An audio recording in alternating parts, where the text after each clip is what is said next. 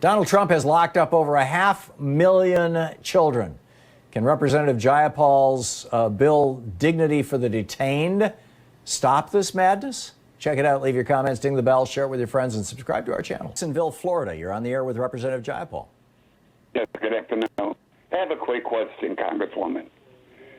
In the future immigration legislation, could you include a clause that any undocumented individual that serves 4 years in the U.S. military and is discharged honorably is granted the right to citizenship if they so requested?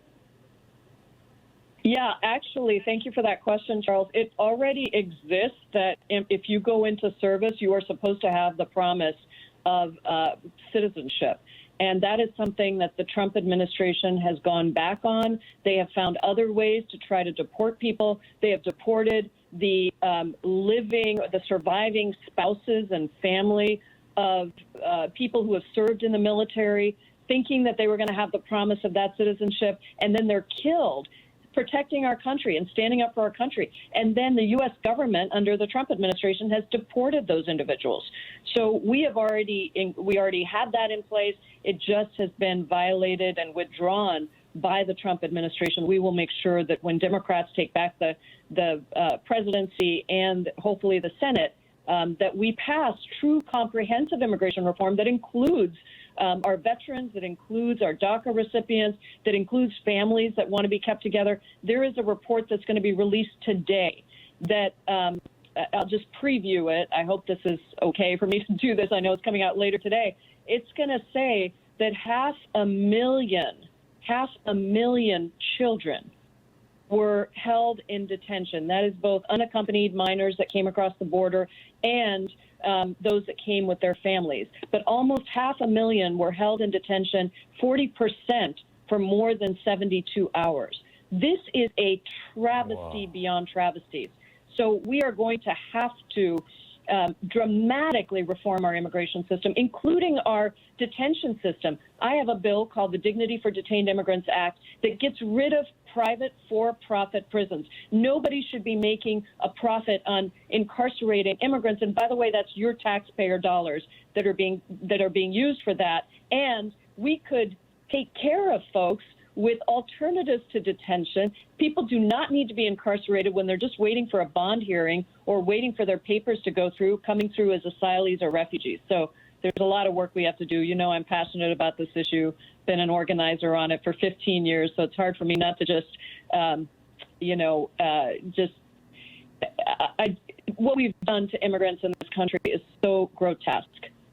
From the Trump administration, and the detention of children, of kids, is first and foremost in that. The caging of kids is just unbearable to me to think about the long-term, irreversible damage that we have done to almost 500,000 kids. That's mind-boggling. Gerald in San Diego, California. You're on the air with Representative Jayapal. Hello. Thank you so much. First-time caller, long-time listener. Thank you, Representative Jayapal. I love you so much. I think you're awesome. I come from a time where it was a death sentence politically to say that you're a progressive, and Tom's talked about this a lot. That has changed dramatically. How many members of the CPC caucus are just using the moniker of progressive to get elected, and how does this affect the ability to present a united front and building a coalition? Because I don't hear from many of them like I hear from you. Yeah, well, you know, I'm the elected co-chair, so obviously you probably hear from me more in terms of these progressive ideals. But look, we have grown rapidly. When the CPC was formed several decades ago by Bernie Sanders, Pete DeFazio, Maxine Waters, and some others, it was more of a social club. It was a place where people could come and talk about progressive ideals, but there weren't that many people talking about it, as you say. And over the years, we have continued to strengthen the CPC. Keith Ellison and Raul Grijalva were key to kind of bringing some structures back in during the last governing moment. Mark Pocan, my fantastic co-chair, who's often on Thom Hartmann, I think has a weekly thing with Thom Hartmann, so you hear him all the time. And I have really continued to bring structure. And we are actually in the process right now, you may have read, of trying to pass a significant reforms package that is about bringing a little bit more structure, allowing the CPC to be more effective, more nimble, and also, holding people accountable to some extent if you want to say that you're progressive. So we have a number of proposals that are out there, and they're everything from minimum requirements for attendance in our meetings, responding to whip counts, but also the ability to make the CPC more member-driven so that any member could seek the CPC to take a position on a piece of legislation that's coming to the floor. We already have a process for endorsement of bills. This is different. If there's a piece of legislation on the floor or an amendment, the CPC could take a position as long as 2/3 of our members support that position.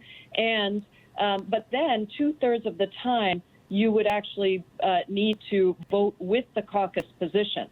So this isn't, it's not inflexible for different districts across the country. I mean, we do have people that run as progressives in swing districts, God bless them, and they do have more challenges than some of us that are in blue districts. So we want to recognize that. But we also want there to be accountability, more member-driven nature, and participation at the end of the day. So, I hope that these reforms will go through. I'm looking forward to having the CPC. It's really important that we prepare for this governing moment.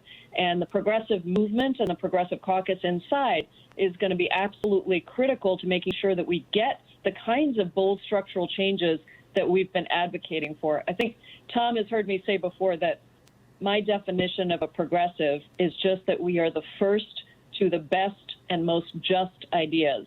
And then everyone else has to run to catch up with us because we build the movement that changes what is seen as possible.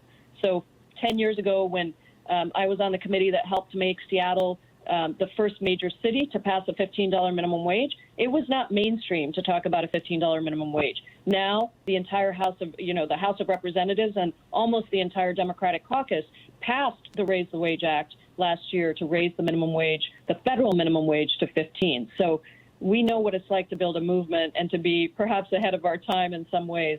But we've got to get money out of politics. We've got to get people working for their people if we're going to really have the kind of justice that we deserve in America.